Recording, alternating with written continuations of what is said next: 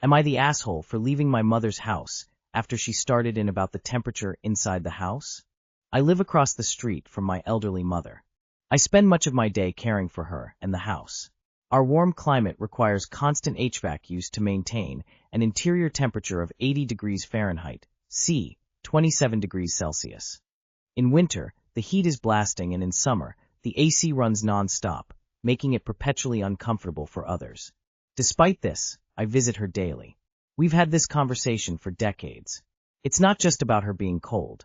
Even as a young, fit woman, she despised air conditioning and fans. I've told her in the past that I'll limit my visits if she wants the house warmer than 80 degrees Fahrenheit, and that I wasn't willing to discuss it further. If she's cold, she can add layers. When I'm sweating my ass off in her house, I can't cool off by stripping down. Her house is an incubator. It's 93 degrees out today, and extremely humid. When I went over to check on Mom, she immediately started complaining about the AC. Why is this blasting all the time? Why is it so cold? It's killing me. That's what you want, right? That last bit crossed a line for me. I bust my ass making sure she's living comfortably and not in a managed care facility. I didn't want to fight, so without saying a word, I got up and left. Does that make me the asshole? Nah. Your mom is allowed to keep her house at a temperature that's comfortable for her. It's totally within her rights to not care for excessive air conditioning. It's also within your rights to visit less if you're uncomfortable. My brother had this problem with my mom. His solution was to call her 30-45 minutes before he came over so she could turn on the AC for his visit. I hope this works for you. Try to enjoy the time you have left with her. It will go quickly. Edited to add not the asshole. Not the asshole. You're literally doing so much for your mom. Daily care, keeping her comfortable in extreme heat, and she's complaining about something she asked you to manage. Walking away to avoid a fight was completely reasonable. You're allowed to set boundaries, especially when you're already giving so much of your time and energy. Old people are notoriously cold. And then they get dementia and say crazy things like, "You're out to get me." All you can do is smile and give her a hug, say "I love you" and "see you tomorrow." I mean, you probably could have handled it a little better, but you're not the asshole. Everyone has a breaking point, and it seems like you've hit yours. However, if you've been having this convo for decades, were you under the impression that you could get your mom to change? No, of course not. She's not going to, so you can make it easier on everyone to either suck it up and listen to her complain, suck it up and deal with the temps, or just tell her that you'll have to limit your visits to 2x a week for 30 minutes or whatever. Nah. Look, you are comfortable at fundamentally different temperatures and conditions. Neither of you is wrong, per se. She shouldn't accuse of trying to kill her, but I don't really know her dementia status, so I'm not going to judge. It may be that she doesn't hate the temperature, but the actual feeling of the fan on her skin. Can you adjust the conversation to see if there are particular vents that bother her? Am I the asshole for getting mad at a child? Hello. Tonight I, 23F, went out with my sister, 29F, for a musical night at a local pizzeria where her boyfriend was playing. I really like to go out like that, but I usually bring some stuff to do, as I tend to get distracted very easily and need to be stimulated while I do passive stuff like that. So tonight I decided to bring some yarn and work on a knitting project. I had brought about 3 skeins of yarn that all fit in my bag. As I was knitting, I wasn't necessarily keeping an eye on my bag, so while I wasn't paying attention, one of the kids that sat next to us must have gotten close to me, saw what was in my bag, took out a skein and started playing with it. This is what I think must have happened, because after some time I looked around and one of the skeins that were in my bag was destroyed. It was so tangled it would have been impossible to save it in any way. Plus it had been dragged all across the restaurant floor, and it was matted with dust, hair, and crumbs from the pizzas. It wasn't the skein I was knitting with, as that one had never left my lap. This is where I might be the asshole. When I realized what had happened, I turned around, and when I saw the kid, I scolded him. He was a little boy. He couldn't have been older than 5, but I was so upset that I just asked him if it had been him who took my yarn out of my bag and dragged it across the floor and ruined it. Then I was so mad that I told him that he should learn not to go rummage through other people's things, and that he ruined one of my toys. I literally said that, and that what he did had me very upset. I was genuinely so pissed I was on the verge of tears. The mother of the child then intervened and basically started yelling at me and told me that I shouldn't have brought yarn to a restaurant, and that I am an entitled little bitch to speak like that to a child, and that children are going to act like children, and people should be patient and tolerate even the more annoying stuff. Am I the asshole? This whole thing really ruined my night, and I am so upset and sad about the yarn that I lost because it was counted for a specific project that I was excited about, and now I'm going to have to spend more money to replace it. But I might have been too harsh on the kid, and now I feel guilty, like I should have been more patient. I don't know. Edit. I should have said this in the original, but despite being very upset, I never yelled in the kid's face. I was stern, but I never screamed at the kid. I was nervous and less than happy, but I was not yelling. Edit end point 2. Like one commenter indirectly pointed out, I should not have skimmed over the fact that the child did confess to doing this. I asked him as I was that he had a bit of yarn in his hand at some point, and when I asked him, he said he'd done it. Not the asshole. The kid went into a stranger's bag and took things out. That's theft.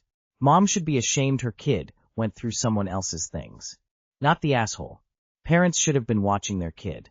They didn't even make the kid apologize to you and reimburse you for the yarn. If you can still get the same dialogue. They chose to ignore a teachable moment for the kid. The kid stole from you, and the mom couldn't care less about minding her child to make sure that didn't happen. If she parented her children, you wouldn't have to.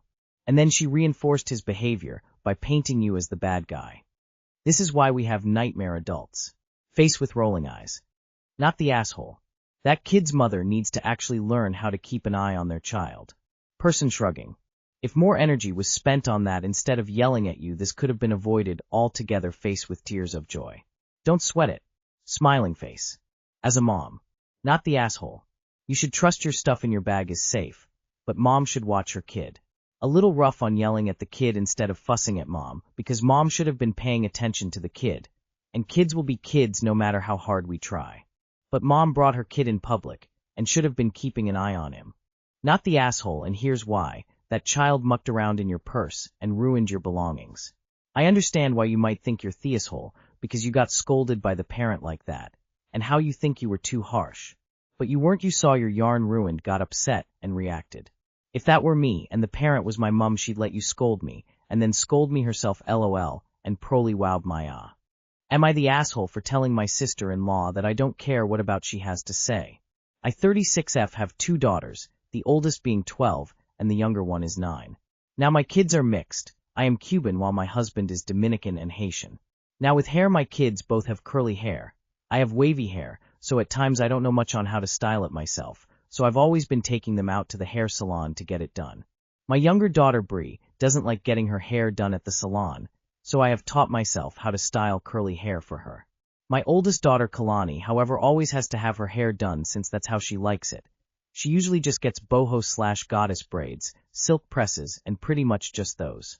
Recently, when getting Kalani's hair done for back to school, she had asked to get a wig hairstyle, and I said okay to her since I saw nothing wrong, and it was a cute hairstyle. After Kalani's hair was done, I had basically just made a post on my Instagram story showing off her hair and nails with the caption, "Ready for back to school." I thought it was a harmless post, but then my sister-in-law replied to the story saying that you shouldn't be doing her hair like that, it's bad for her hair, and then started going on a rant.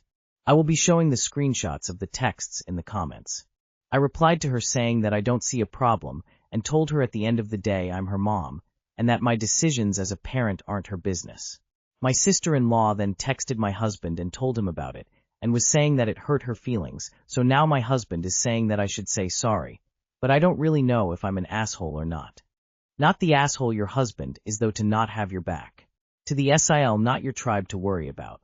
I'm Irish/Italian. When I was 12, 1986, I got the first of so many spiral perms. Oh yeah, New Jersey.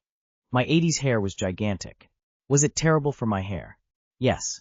Did I look cute? I guess so. But if anyone said something to my mom about it, they would have had hell to pay. She would not have put up with it. I say all of this to say, she's your daughter. Your husband should have your back.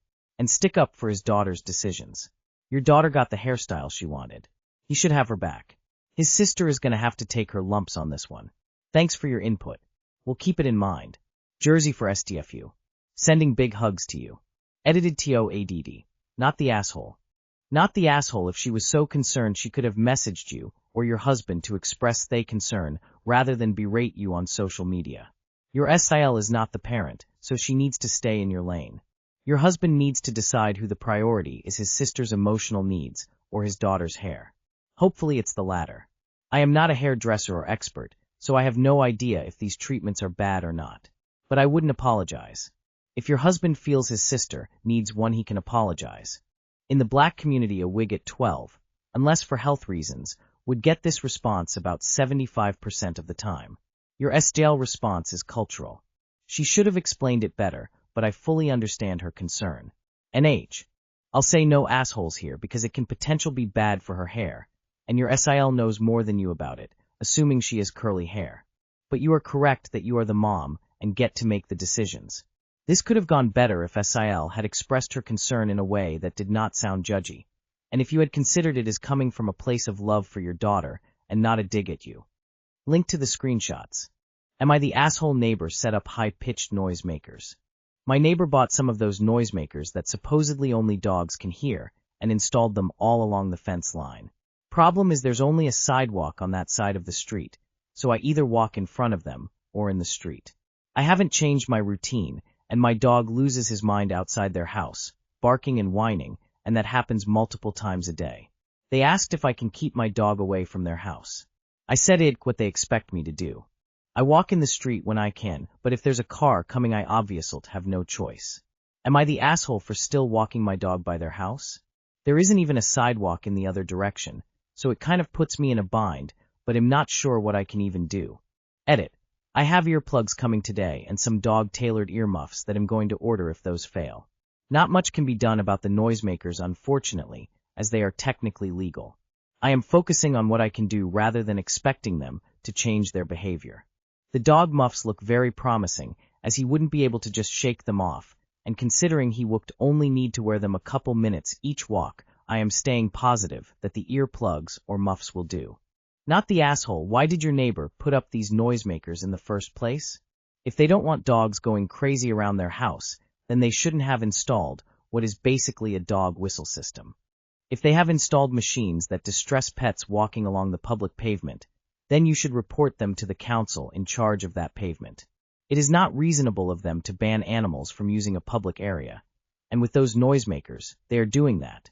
They could also create a hazard if someone is walking with a service dog along that path, and those noisemakers make it impossible for the dog to do their job of keeping their human safe. Not the asshole for objecting, and I think you should report them to get them removed before they cause harm. You're only the asshole to your dog for knowingly subjecting him to the noise, which clearly causes him distress. That being said, the real asshole here is your neighbors for putting things up that will activate if you so much as walk on the sidewalk. The sidewalk is public property, and they have no right to impede your use of it. They are well within their rights to put up deterrents to keep your or anyone else's dog from actually coming onto their lawn or approaching their house. But the sidewalk? I think you should check with a local police officer about if that is even legal. They are interfering with lawful use of a public space, and there's got to be some kind of rules about that. Not the asshole who sets up a bunch of noisemakers designed to drive dogs nuts, and then complains when the dogs go nuts. I'd advise you to avoid them if possible. They don't sound right. Public sidewalk. Public street. You can walk your dog anywhere it's not posted that animals aren't allowed. But they can put those noisemakers on their property. At least that's what animal control in my area told me. Not the asshole. You need to contact your local council or equivalent about this. If it's negatively affecting dog walkers on a public placement, it may be falling foul of some environmental health or similar law.